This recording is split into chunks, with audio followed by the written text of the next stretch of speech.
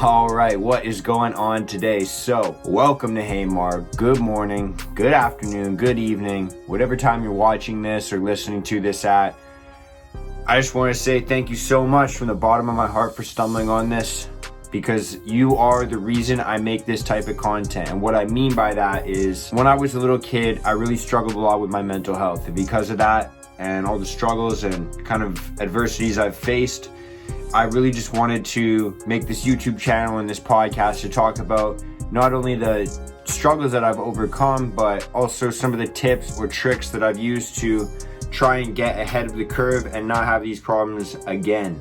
As well, I like to interview other people and talk to them about the problems that they've overcome or the struggles that they've overcome, some of the challenges they've faced, and how that's helped shape them into the people that they are today. So if you're down with that kind of stuff, then please feel free to, if you're watching this on YouTube, then hit that subscribe button. If you're listening to this podcast, then just follow along on this journey. And if you find that, this episode gave you some new perspective or changed the way you think about something, or just flat out entertained you, or maybe you think that one of your friends could benefit from hearing this, then please feel free to refer this type of content to them, share it with them, and you can just let them know if they're going through some struggles, if they have been through some struggles, or they just want to carry their life into a new direction. You can show them this type of content if you find that that might help them out. So without further ado, let's jump into what this episode is going to be about, and that is your expectations versus your realities.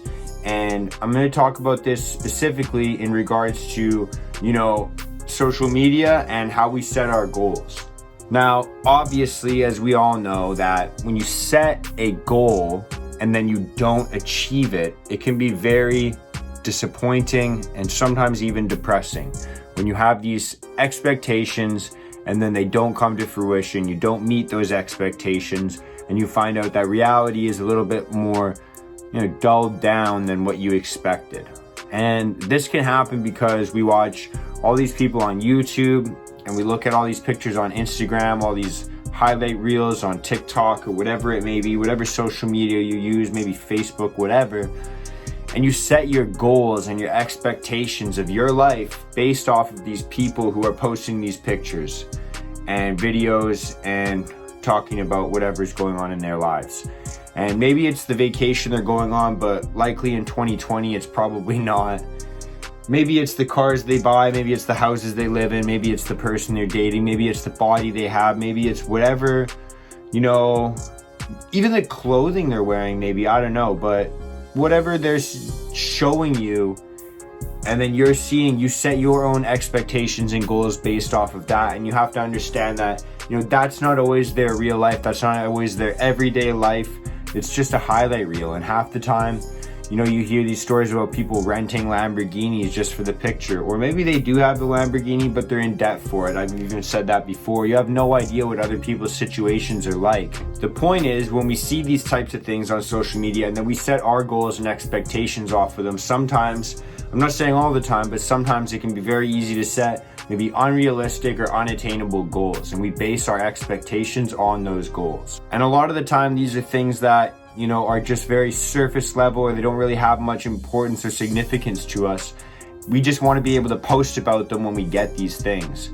And I'm not saying that I don't like public recognition either. Obviously, if you follow my Instagram page or anything like that, you see that, when I do achieve something, I like to post it on a story. I like to post it on a picture. But for me, I find that it's just more about keeping myself accountable by showing people what I'm doing, so I can't stop doing it, if that makes sense. It's just a kind of way that I keep myself motoring along, because I feel like if everybody knows about my goals, then I have to kind of keep striving towards them. And for myself, that's a way that I've used, that weird part of public recognition in my favor, I believe, in my personal opinion.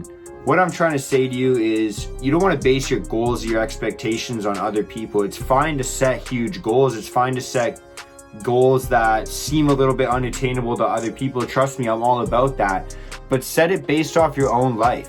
Set it based off of something that you truly value, something that you actually want to do, a purpose that you want to fulfill. What I'm saying is, look in the mirror or turn your phone on selfie mode like I've got mine on right now, and look at that person staring back at you and understand that that is your competition.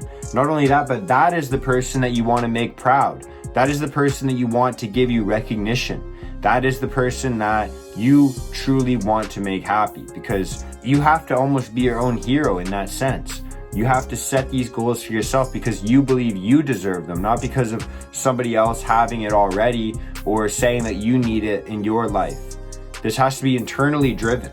You might be thinking to yourself, Mark, are you telling me to set just small goals in my life and just make them kind of like an easy hole-in-one? No, that's not what I'm saying at all.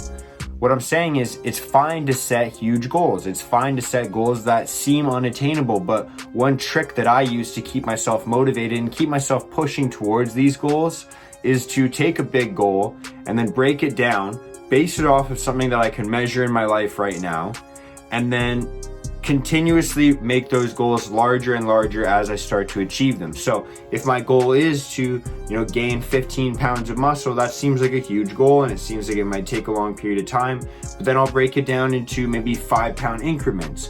If my goal is to make a little bit more money and I want to make $10,000, and that seems a little bit unattainable for my situation, then what I would do is to break it down into, okay, I'm going to make 2,000 and then 5,000 and then 7,000 and then 9,000 and then 10,000.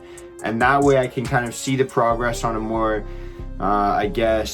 achievable level, but also as I hit those smaller goals along the way, it builds my confidence, it builds my self-esteem, and it helps me out with gratitude, because I'm more grateful when I do hit these goals. I'm more proud of myself, and I'm understanding that, if I set myself up for victory, then I can keep that momentum going consistently, as opposed to feeling like I'm never really making progress. I'm just busy all the time. That's all I'm trying to say today. That's really all I got in this rant, is just to base your expectations and your goals off of your own life, something that you see yourself being able to achieve, and build up from there.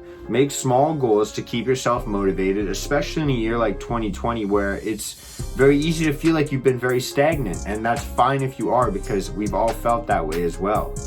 But if you start to set these goals based off of your life and what you can start acting on right now, then at least it gives you motivation to get up and start working on it. And then when you feel like quitting, because you've broken this down into a smaller goal, you're much closer to the finish line, and you can remind yourself that if you just keep pushing a little bit more, you're going to get the sweet taste of success. So that's my 2 cents. I hope you guys enjoyed this episode. Like I said, I hope that it brought you some value or new perspective.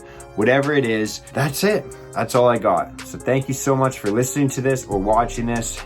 No matter what, thank you for being you. Much love and peace out.